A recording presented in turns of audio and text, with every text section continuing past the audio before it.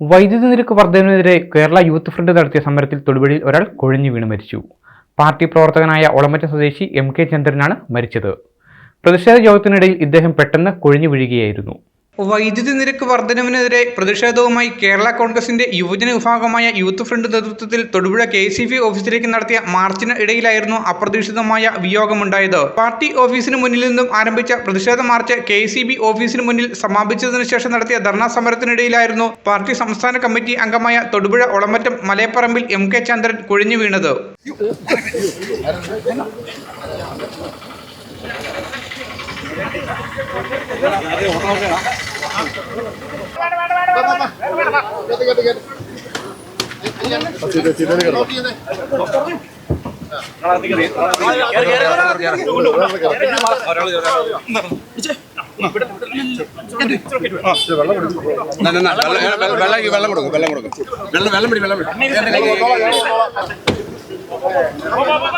ധർണാ സമരത്തിന്റെ ഉദ്ഘാടകനായ പാർട്ടി ഉന്നതാധികാര സമിതി അംഗം Abu John Joseph John M Monichan അടക്കമുള്ള കേരള കോൺഗ്രസ് യൂത്ത് ഫ്രണ്ട് നേതാക്കളുടെ സാന്നിധ്യത്തിലാണ് ഇദ്ദേഹം കൊഴിഞ്ഞു വീണത്.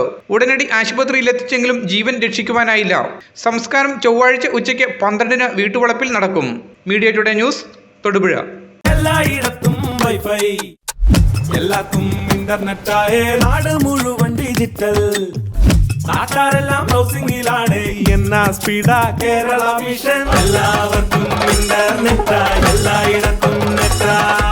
കേരള വിഷൻ നവകേരള പ്ലാൻ വെറും 199 രൂപയ്ക്ക്.